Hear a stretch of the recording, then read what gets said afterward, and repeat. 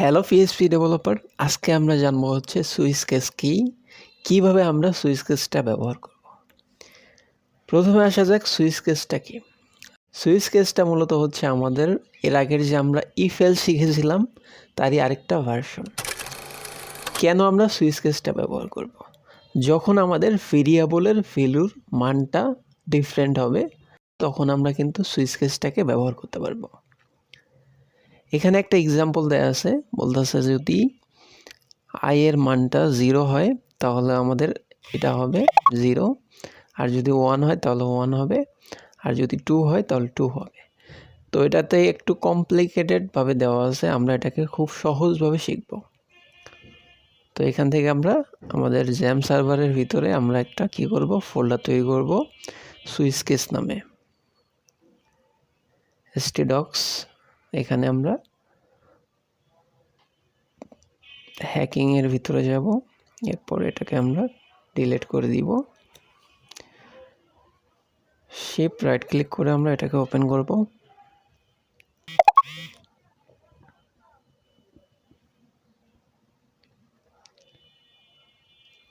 এরপর এখান থেকে আমরা যেটা করব সেটা হচ্ছে index.php নামে একটা ফাইল তৈরি করব।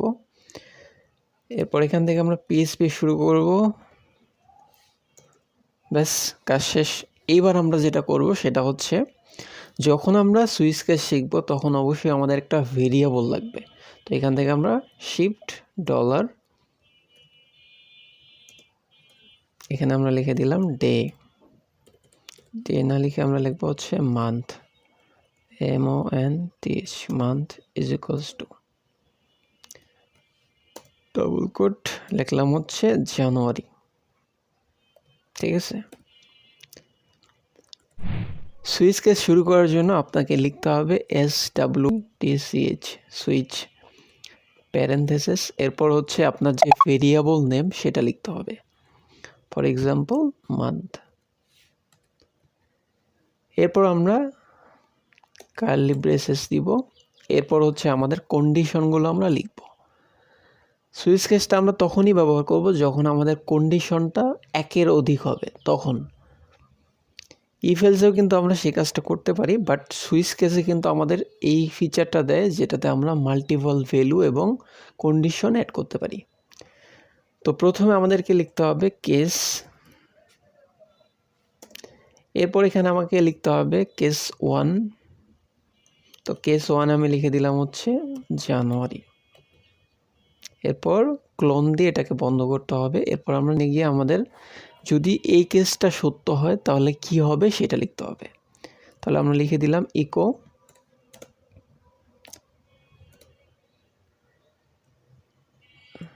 লিখলাম হচ্ছে month is January, January.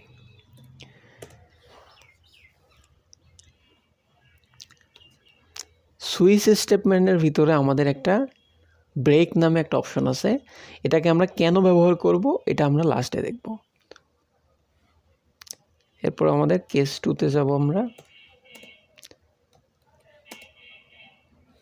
FEB অবশ্যই ক্লোন দিতে হবে।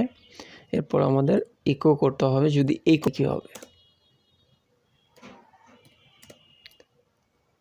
Fave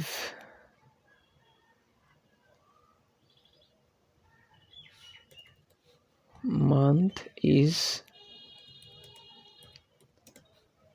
February।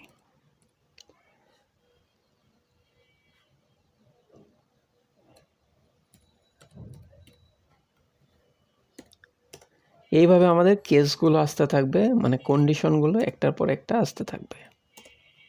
জানুয়ারি, February, March, MARCH, March, eco,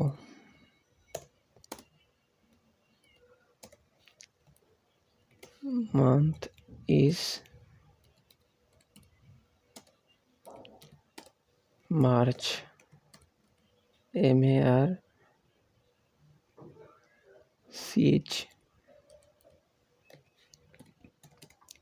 এইবার যদি আমাদের এই কন্ডিশনগুলো সত্য না হয় তাহলে কি হবে? এর জন্য আমাদের পিএইচপিতে ডিফল্ট নামে একটা ফাংশন আছে, ডিফল্ট লিখে আমাদের যদি কোনোটা সত্য না হয় তাহলে কি হবে সেটা আমরা ইকো করব। মান্থ নট ভ্যালিড,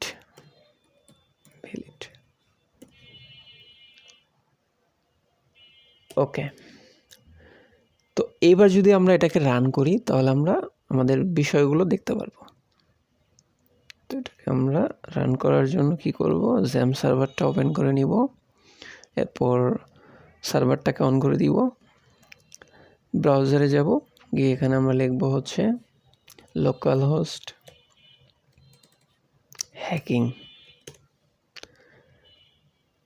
তো এখানে একটা বিষয় খেয়াল করেন, আমাদের ভেরিয়েবলের ভিতরে আমরা কিন্তু মান্থ দিছি জানুয়ারি, তো ওই হিসাব অনুযায়ী আমাদের জানুয়ারি মাসটা আসার কথা, কিন্তু এখানে সবগুলো মাসই কিন্তু আসছে, যেটা আমাদের মানে কোডে একদম মানে ভুল হিসেবে আপনি ধরতে পারেন।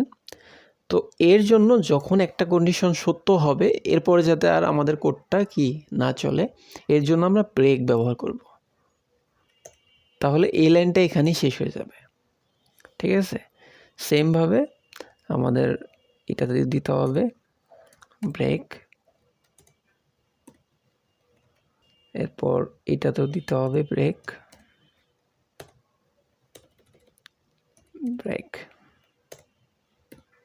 এটাকে একটু ফরম্যাট করে নিই।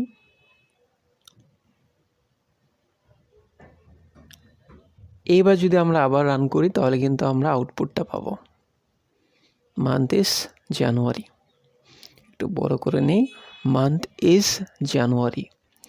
তো যদি আমরা এখান থেকে ভেরিয়েবলটা চেঞ্জ করে দিই, FEB করে দিই, তাহলে কিন্তু আমাদের মান্থ ইজ ফেব্রুয়ারি চলে আসছে। আমি আশা করি আপনি বুঝতে পারছেন যে আমাদের সুইচ কেসটা কিভাবে কাজ করে। প্রথমে আমাদের একটা অবশ্যই ভেরিয়েবল, সুইচ লিখে প্যারেন্থেসিসের ভিতরে ভেরিয়েবলটাকে বসিয়ে দিব। এরপর আমাদের কন্ডিশনগুলো আমরা বসাবো, যদি এই কেসটা সত্য হয় তাহলে এই কাজটা হবে, না হলে আমাদের কেস আরেকটা চলে আসবে, মানে কন্ডিশন আরেকটা আসবে। তো এইভাবে আপনার কন্ডিশনগুলোকে আপনি বাড়িয়ে সুইচ কেসের মাধ্যমে আপনি চাইলে কিন্তু যখন আপনার বেশি কন্ডিশন হবে আপনি কিন্তু এটাকে ব্যবহার করে খুব সহজেই রান করতে পারবেন। আশা করি আপনি একদম ক্লিয়ার। দেখা হবে নেক্সট কোনো ভিডিওতে। খোদা হাফেজ।